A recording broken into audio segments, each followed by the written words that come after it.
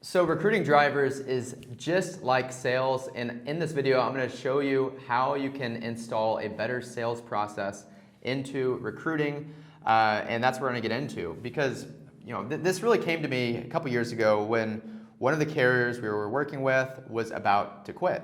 And before he quit, I said, hold tight, let's see what's going on. I actually picked up the phone myself, started calling some driver leads, and lo and behold, full apps start coming in and out comes hires. And I talked to the gentleman, the owner of the company. I said, look, there's no problem with the leads, there's no problem with the marketing that's going on. For some reason, you guys are not actually getting these drivers to filling out full apps, and they're not becoming hires. And what this guy told me, I'll never forget, he said, Loris, that's great, and you have to understand this though, is we are a trucking company, we are not a sales company. We know more than anybody else does about our own company, but sales is not something we do.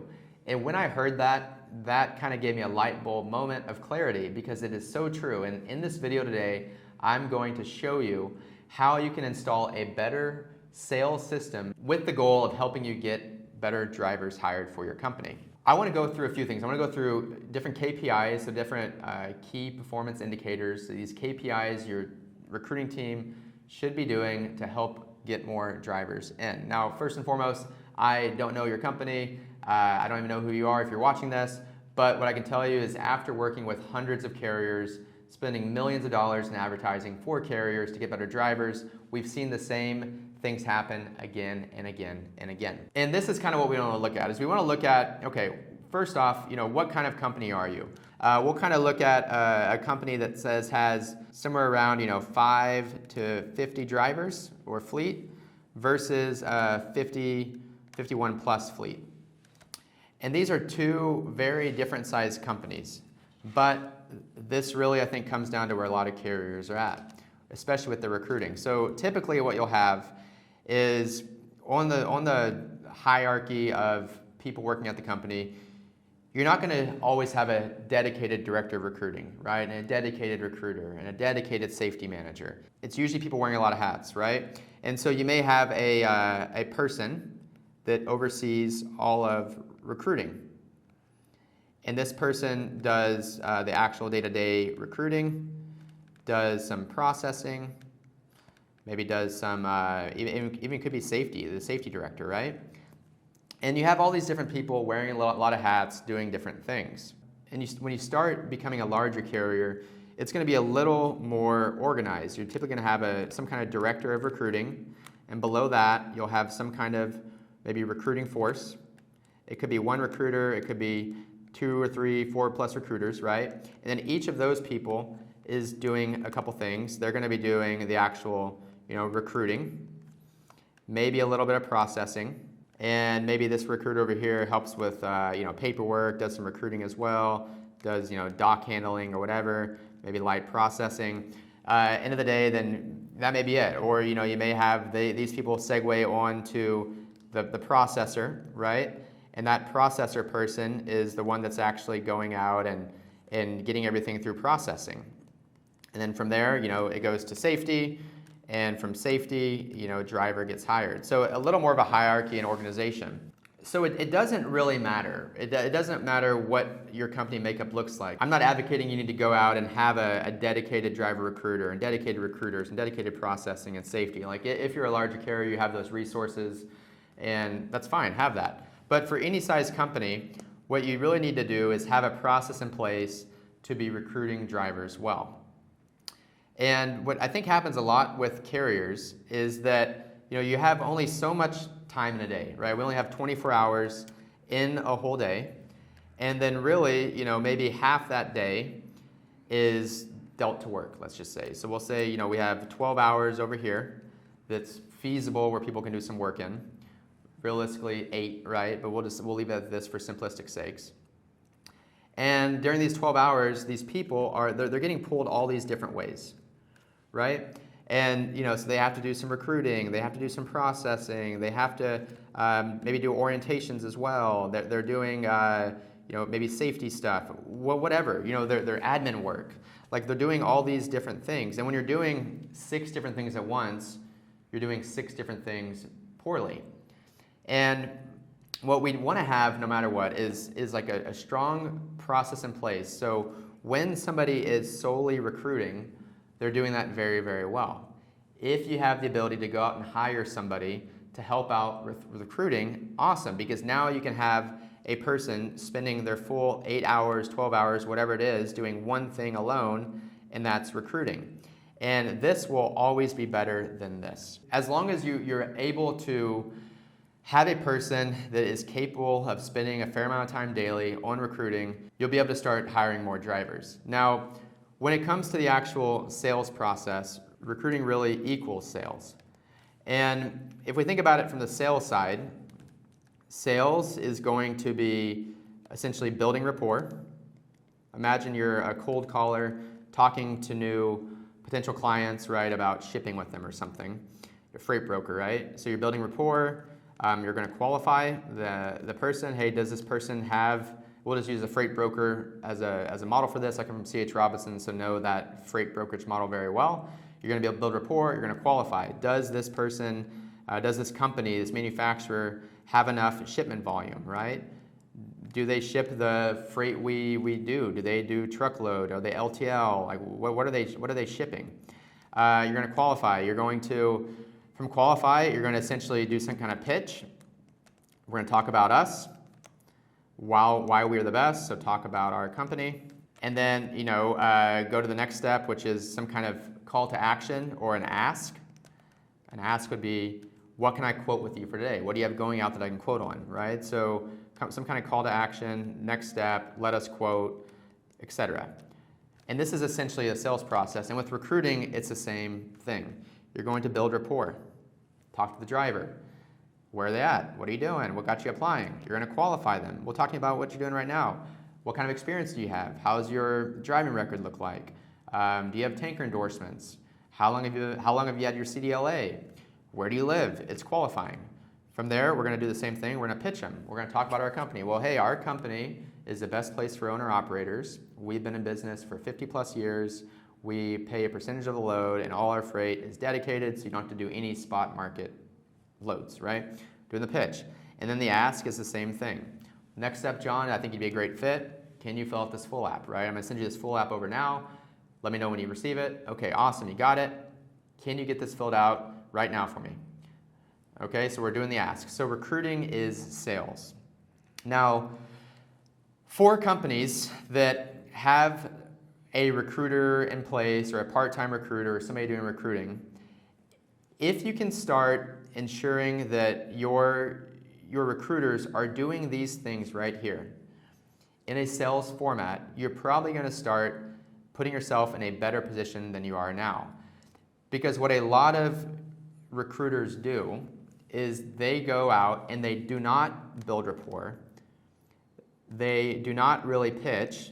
They focus only on qualifying and then doing the next step. So they'll start and they'll say, hey, what's up, John? My name's Thomas. I'm giving you a call from ABC Trucking. You applied online to work with us. And then start qualifying. Talk to me, what kind of experience do you have? Where do you live? And then they qualify, almost like checking boxes off. And they just go through this kind of checklist and make sure the driver has all these things. And then the next thing they do is they push directly to full app. All right, John, I'm going to send you a full app. If you get this filled out, we'll look forward to speaking with you. Have a great day. And this is not a sales process. You're missing so much vital information. You're missing the chance to build that rapport. Remember, there's going to be probably 5 to 10 other truck companies trying to hire this driver as well. So build rapport, get to know the guy. Try to understand them. See what has them looking for a job. Why are they looking now? What made them look at your company versus another company? Of course, you have to qualify, but when you qualify, don't qualify like this checklist manner. Have it as a real conversation. Imagine you're sitting next to this guy, this driver, in a bar. You guys are chatting, having a drink, and you were thinking about having him work with you. Well, what would you do? You wouldn't just pull out your checklist and start firing off questions at him. No, you'd bake the questions in, the qualifying questions in throughout the natural dialogue. It's the same thing with this. And then, of course, with the pitch, you have to talk about your company, right? Well, hey, look, based off what you said, I think we have something really unique for you. You mentioned home time's a big one for you, and you haven't been home in weeks, right? And something about our company is we can get drivers home every single weekend so you can spend time with your loved ones, right? Like you want to find a way to pitch your company based on what the driver's current frustrations were. And this is where you want to have a direction. Not, hey, we're going to send you the full app, look for your email, have fun applying now, and see you never. Like that's not what you want to do. You want to instead, while you have them live on the phone, you already qualified them, you already built rapport, you already talked about your company, they're interested, they're listening to you. Direct them to the next steps. Next step is this, John, I'm going to send you a full app over right now via text message. Let me know when you get it. You still have them on the phone.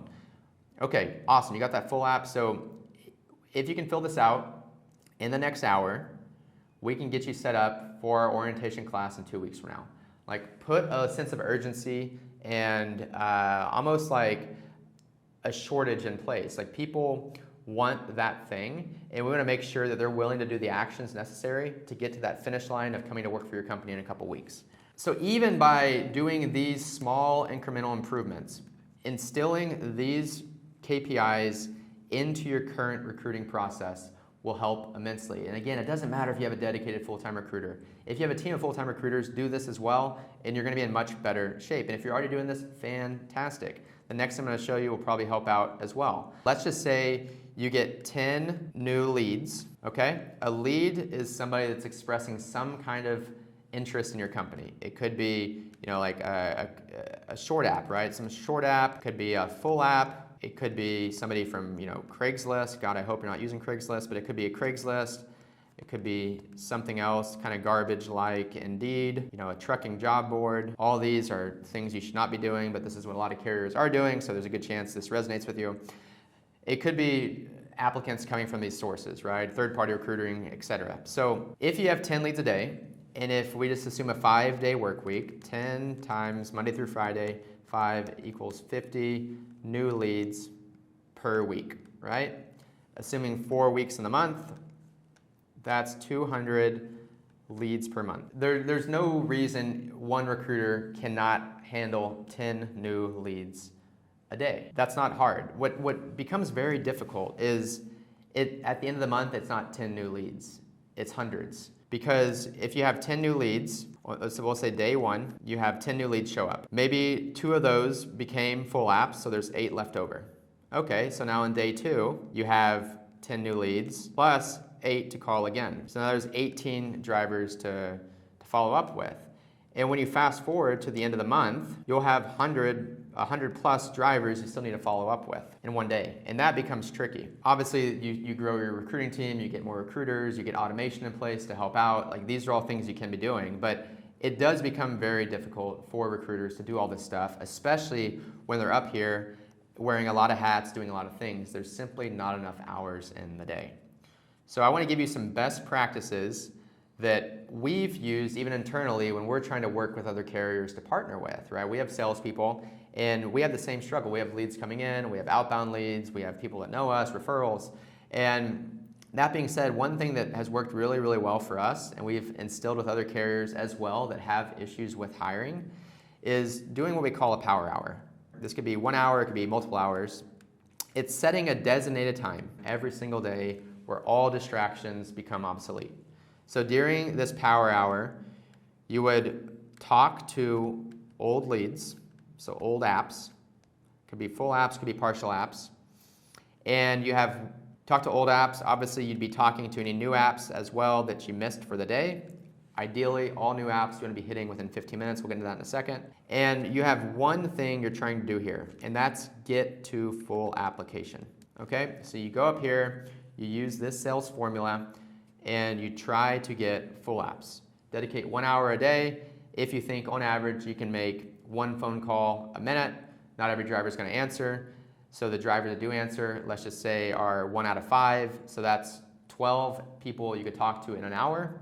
In 5 minutes, you can do a good enough job of selling the person in a recruiting sense and getting them to the next step. So if you're going out and you're talking to 10 to 12 people during a power hour with the goal of getting full app, you're going to start getting, of course, more full apps in. The more times you flip a coin, the more it lands on heads. What happens a lot of times is carriers flip the coin a couple times and it lands on tails twice. And that makes sense. But the more you do something, probability kicks in, numbers kick into play, and you're going to start getting more drivers. Okay, so set that designated power hour up with one goal, and that's to get to full apps. Okay, and so in addition to that, if you call a driver and get in touch with them in that first 15 minutes, with the goal being the same thing, getting to a full app, well, if you call that driver in the first 15 minutes, it's going to be almost 4 times as likely of getting them to that next step versus calling them outside of 15 minutes. So this is one thing you can do very, very simple, is essentially, hey, no matter what, during normal business hours, Monday through Friday, 8 a.m. to 5 p.m., whatever your hours are, if a new driver applies, I want you to put everything else down and call that driver immediately. Because if you wait past that 15 minutes, guess what? That driver is probably back on the road driving, and if he's a good driver, he shouldn't be answering his phone a lot anyways. So if a driver is right now looking at your company and applying, pick up the phone and call him as quickly as possible. This has happened so many times where I apply, nobody calls me. I pretend to be a driver, I've called companies, applied, nobody calls me. I'll actually go and call the company myself and nobody answers. And this is just one small thing that you can do that will radically improve your speed to hire and speed to full app. And getting full apps is a very, very important thing, because without that DOT compliant full app, you ultimately can't get driver through processing and can't hire them. So on all new leads, call within 15 minutes. And then with sales specifically, I've said this in a previous video, everything is like a straight line. We want to get driver from current situation to desired situation. Current situation is at a company they don't like. Desired situation is working at your company. Thing is, they don't even know about your company yet. So there's all these steps to take, right? You've got to get driver to see your company. You got to get driver to your landing page. You got to get driver to apply. You got to get driver through processing. Driver shows up to orientation, has to finish orientation, gets in the truck. Like, those are all the different steps that occur. But the biggest thing that a lot of people miss is that between each of those steps, there's really these little sub-steps. And these sub-steps are follow-up, right? And every step has them. If you are thinking about even like, full app stage, you got the full app in and you're trying to get driver, approved. Well, guess what? You got the full app, but there's still back and forth. There's little VOEs. You need to call the driver. Hey, what happened with this job? You didn't mention it. There's all this stuff that comes up. Explain to me more about this moving violation you had 4 years ago. So there's all these little follow-up stages. And this stuff will happen naturally. Like, once you get the full app status, all of this becomes pretty simple. Like, this whole section becomes pretty easy to do. But I think what a lot of carriers mess up on is the prequel to that of all the follow-up needed to get that full app in. And that's one thing that we focus a ton on internally, is like the beauty is in the follow-up. Even if a driver does not answer you after calling a couple times, it's not a bad driver. Chances are he's honestly busy. Like, you need to talk to these drivers until they eventually tell you no. And you need to try to get in touch with these drivers until they tell you to stop. Now, I know a lot of people's thought is, well, if a driver's not willing to go out of his way and fill out the full app, then he's probably not the right driver to begin with. I get it, but at the same time, like, right now is not the time to be picky. And you have to understand, like, drivers are bombarded with trucking companies trying to get them to work for them every single day. And so to stand out, you'll have to do a little bit more. You have to do a little bit more than other carriers are willing to do. And once he gets to your organization, he sees how fantastic of a company you are, then amazing, then it'll all be worth it. But if you never get that driver inside the door of your company to see what it's actually like to work for you, then you're missing a huge opportunity. And if that takes a little bit more work to do, you need to be willing to do it, because that's what it takes to hire really good drivers. Good drivers are not looking for jobs, and the good drivers that do start checking you out, they're smart, they're educated, they do their due diligence, they need to be warmed up and learn about you. And so if they're on the fence, right, if they're sitting up on the fence, we need to keep kind of throwing rocks at them until they fall off that fence. And there's a lot of ways you can do that, even by following up in your recruiting efforts. So a few things you should be doing daily is you need to be calling 2 times instantly. This is when a lead first comes in. Lead first comes in, call once. If he doesn't answer, call back again. Very common, people don't answer phone numbers they don't know, so call back again immediately. From there, you're going to leave a voicemail. After leaving a voicemail, send an SMS text message. Okay? That's daily on all new leads. And then daily on the old leads is call, I would still say call 2 times. Once in the morning, once in the afternoon. You can leave a voicemail if you like, and I would say at least send an SMS. And you're going to do this part right here for days 2 to 7. So for that first full week, you're going to be calling and texting the driver 2 times a day, leaving a text message once a day, and ideally a voicemail at least on that first day.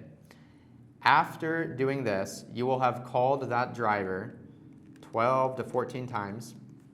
You'll have sent him 5 to 7 text messages, SMS messages, and left, 1+ voicemails. And to add to that, send a once a day email if you have his email address. We never really know where drivers are going to be. That's why we have to be everywhere. It's the same thing with trucking companies. When we work with trucking companies, we may find that they're more active on LinkedIn or phone calls or cell phones or email. So you kind of have to be omnipresent everywhere. If after this, nothing has happened, you haven't gotten in touch with the driver, he hasn't filled out a full app, then at this point, you can just put these guys into some kind of long-term nurture sequence. Nurture sequence can essentially be receiving weekly emails. I'll put like email 1, right? Email 2, email 3, and so on. And they receive a long-term nurture sequence, emailing, and then maybe a once-a-month call. Okay? Very, very simple to do. Now, if you get all this in place, you're going to be in a much better position to hiring more drivers because your recruiting process has KPIs and SOPs in place that to this day a majority of trucking companies still don't do. I've reached out to the mega carriers, to companies that have a little bit smaller but still large, many hundred power units, and they still don't do a lot of this stuff. You don't have to be a sales wizard or guru to do these things. It really starts by having a good process in place to treat recruiting as a sales process, build that rapport, qualify in a good demeanor, do a pitch based on what resonated with them, and then ask and direct that full app. If you can do that, paired with a daily power hour, and then reaching out to all new leads within 15 minutes, and then setting a very basic daily and weekly follow-up, you're going to have a great time when it comes to recruiting more drivers for your company.